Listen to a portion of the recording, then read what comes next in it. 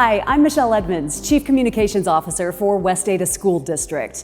Following a year-long review guided by law enforcement, the district is looking to implement enhanced safety tools across all campuses. That includes wearable alert technology and Campus Sentinels.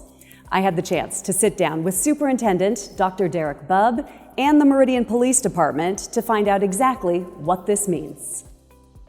Explain to me what a Campus Sentinel is. So they are police officers within the community. They may be Ada County Sheriff's off duty, they may be Meridian Police Department off duty, they may be Boise, they may be Canyon County. They are police officers that live within the community that have gone through a vetting process within our school district. They've already been vetted, obviously, they're police officers. Then the school district can do some additional vetting, and then we allow them to be plainclothes officers. They would check in with the office so people know that they are on campus. But then they're plainclothes officers that are on campuses to make sure kids are safe. I think one of the questions we're going to get is, well, why not just put SROs in every building? Why shouldn't we just have an SRO at every West Ada school? Well, because I don't think it's feasible financially. Right. It's a very expensive program to put well-trained police officers who you're going to provide additional training to make sure that they can do all the things they do in a school each day. It's got a big price tag. And we have to find other ways in today's world to provide additional safety and security in our schools. So when the Sentinel idea came about, I was like, this is great. What a great additional layer that we can add into partner with the SROs and partner in the schools to provide that safety and security that we need. So you've kind of referenced this as like an Air Marshal program. Can you explain your thought on that? Yeah, I think the easiest way to think about it from an Air Marshal standpoint is we don't know how many Air Marshals we are. Nobody stands up and says, hey, I'm an Air Marshal when you get on a plane. But we do know that the Air Marshal program has done a phenomenal job of protecting planes. We have to protect kids the same way. The kids are our most valuable asset. They're our parents' most valuable asset. They're our community's most valuable asset. So how do we create a system in which we allow post-certified police officers that have gone through training, that have gone through vetting, both at the police department side, but also within the school district, to say, hey, we're going to have you be on campus to increase safety and security, and we're not going to announce, hey, this is that person, but we know at any one of our schools at any given time, one of those Campus Sentinels or one of those Air Marshals could be on campus, if you want to use that analogy. And I think in our valley, we have really prided ourselves on the SRO programs. Yeah. Boise's got one, Ada County's got one, we got one, Caldwell, Nampa, everybody's got one, right, to a different degree. But adding this layer, this will be kind of a first. I know some people are going to look at this and go, oh, is this similar to what Twin Falls School District's doing with their armed security? Yeah, it is different because we're actually trying to find people who come from the law enforcement background, and we don't want security officers. We want sentinels. We want people who are more engaged day to day and are working in partnership with those school administrators. Do you picture them, like say at an elementary school, are they just kind of like out at recess? I mean, are they going to have interaction with our kids? In your mind, what does that look like? Will they be picking up a book and maybe reading in a hallway at some point? I don't know. Gosh, I hope so, right? I mean, I think that's the greatest part. When we open our doors to our community and we say, hey, let's all come together on this, and I think that will be very, I think we'll move through that a little bit, and we're going to have some Sentinels that will say, hey, you know what, I want to sit down and I want to read with kids, but I'm here on campus to provide safety first.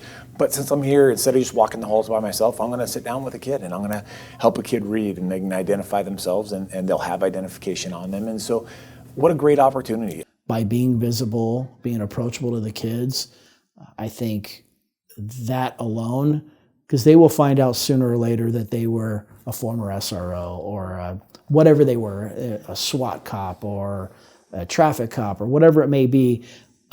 So I think they're going to build relationships.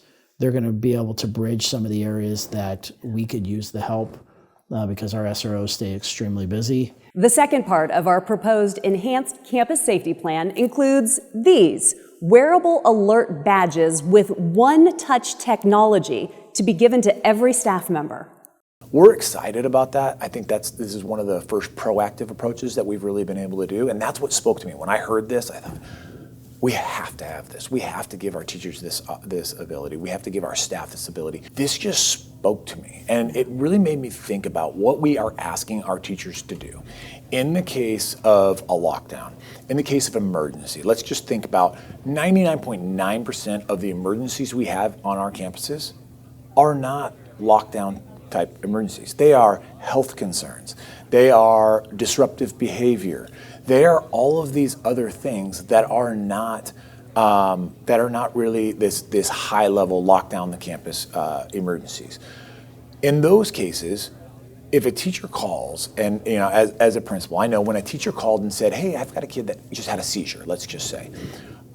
My first question, okay, where are you at? And the teacher, I don't know. I was in the hall and I saw the kid. I think I'm near room 107. Okay, and now we're trying to find, and we're going to get there, and we get there really fast, and our nurses do an amazing job, and our administrators do an amazing job, but there's always this delay. Then there's these high-level emergencies, and when we talk about high-level emergencies, when you have to put a school into lockdown, what we're asking our teachers to do as we walk through lockdown drills, and we've all been through these lockdown drills, what we're asking our teachers to do is, you have to lock down your classroom, so here's what we're going to ask you to do. We're going to ask you to barricade a door. We're going to ask you to keep your kids safe. We're going to ask you to find the code to put the school into lockdown, and then you're going to go put the school into lockdown. The chances of all of those things happening, yes, our teachers are trained very well, and they do a great job with that, but there are so many things that happen within an emergency that you forget about. So what this technology does, this wearable alert technology, it allows a teacher really from their badge to be able to call both a localized emergency and to call a school-wide emergency. And a localized emergency would be those health concerns, things like that, and we will train our teachers on that. But they can press the button 3 times, and it's a localized emergency. What that does is we've identified a team of people that text message will go out to. So the principal, the assistant principal, the school secretary, whoever we determine to be on that campus, will get an alert that says, hey, there's an emergency in S107. It's localized, nobody else knows, but then they're going to come here right away. We actually get a map of the school, we know exactly where it is, and the teacher doesn't have to say, I'm in 107. 8 times on the other side, or 8 or more times, we know if there's a real emergency, you can hit that thing 50 times, and it'll lock the school down immediately, and it will send a message straight over to a 911 call to our local law enforcement. That's really important, because now you think about what that looks like as a teacher, and I try to put myself in the shoes of what a teacher would be going through in those situations. You can hit it 8 times right away, getting your kids safe while you're building a barricade, and the school's in lockdown and people are safe. Because at times you'll have an SRO who's already there. Great. They know where classroom 204 is, right? But I think we cover 32 schools in Meridian now. You're going to have SROs or patrol officers coming from other places, and they may not know where 204 is, but with this mapping feature, they're going to be able to see that on their MDTs in their cars and be able to go, okay, this is how I'm going to be able to get to 204. So it's going to improve our response overall. You have said, there's one thing that keeps me up at night. Mm-hmm. Can you tell me about that statement? Yeah, I mean, the one thing that keeps me up at night is, and I honestly think about this, is anything tragically happening on our campuses and knowing that we could have done something to prevent it. I mean, even as we say it, it chokes me up, because that is the one thing that we're going to fight tooth and nail. We're going to do everything we possibly can to provide the safest campus as possible, because that's my job. I think teachers and administrators and students, most importantly, knowing that there is somebody there that has specialized training and are there to protect them, whether it's an SRO or a Sentinel, is going to be a pretty special thing. And I hope that other school districts look at this and see the success that I know it's going to have and find ways to do the same thing. Because again, SROs it's a very expensive program. So we have to find other solutions to still provide that really safe environment in the schools. And we want to be a model. We're the first district in the state of Idaho to employ this system. We're excited about that. We want to be the model, and we hope that other people look at this and say, hey, you know what? We want to be able to do that as well. That's an exciting thing for us because we want to be the leaders, not just in education, we feel like we're there, but also in safety and security across all of our campuses. The partnership that West Ada has had with its first responder community is, I brag about it all the time. We not only have a great professional partnership, but we also have personal relationships we've developed. And West Ada has always come to the table hand in hand with us to have discussions on what we can do better or what we need to change. And I appreciate that because we bring something and offer something that you guys don't, and vice versa. So West Ada has been pretty progressive when it's come to what do we do, what do we need to do, what are we not doing to keep our kids as safe as possible.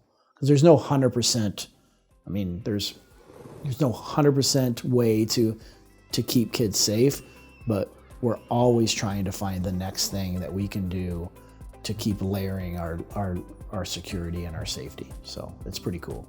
This proposal goes before the Board of Trustees, and we would like to know what you think.